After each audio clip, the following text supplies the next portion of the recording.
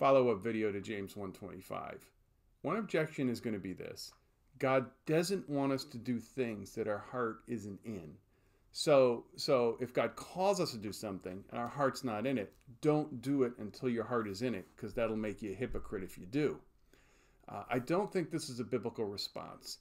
God calls us to do the right thing regardless of where our heart or our feelings are at the moment. So let me give you a few thoughts about this. First of all, living that way is completely impractical. There are days we don't feel like going to work, but you get up and you go to work anyway. There are days you don't feel like feeding the kids. You'd rather lay in bed, but you get up and feed the kids anyway.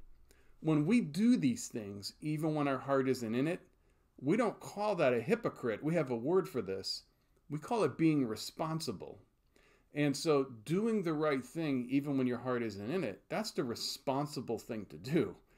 The second thing is, you come home from work, maybe. You have a terrible day. You're on edge. You don't feel like being nice to people. But as you pull into the driveway, you think to yourself, I'm going to go into the house and I'm going to be nice to my family. Does it make you a hypocrite if you're on edge and you're being nice to your family? Maybe you feel like exploding or blowing up or yelling about the Legos on the floor, but you're nice to the people around you. That doesn't make you a hypocrite. That makes you a good parent. Living with the narrative that if my heart's not in it, I'm not going to do it because that would be hypocrisy, that's an impractical way to live. That's an irresponsible way to live. Also, Scripture teaches us to be careful in following our emotions and following our hearts as a guide. I know that in secularism, the heart is seen as an almost infallible guide. I mean, if secularism had a national anthem, it would be Roxette's Listen to Your Heart. A lot of people in our culture believe that we find the truth by listening to our heart. That's the best way we can go. But Jeremiah says your heart is desperately wicked above all things. So we ought to be careful and cautious in following how our emotions are moving us at that moment. Not just saying to ourselves, well, my heart's not in it, therefore I'm not going to do the right thing. Jeremiah would say, no, rebuke the heart. Don't stop doing the right thing.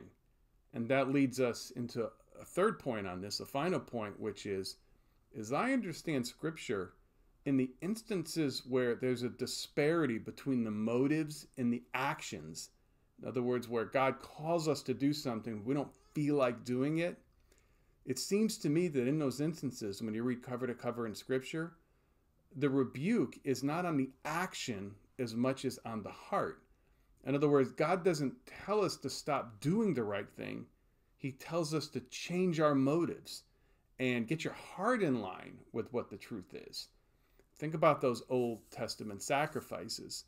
A lot of times people went through those in a very heartless way. You can find this you find it all over the Old Testament, but you find it a lot in the minor prophets.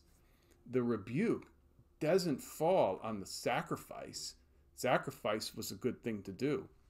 But the rebuke from the prophets falls on the motives of the people. And so God doesn't want them to stop bringing sacrifices. He wants them to change their motives and let the heart change. Give your heart to God as you bring those sacrifices there to the temple area. So in the book of James, we see something similar.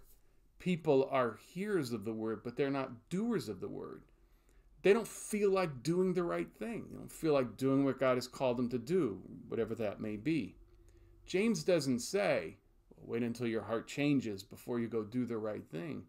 James says, if you're a hearer and you follow it up with doing, there will be a blessing in the deed, James 1:25.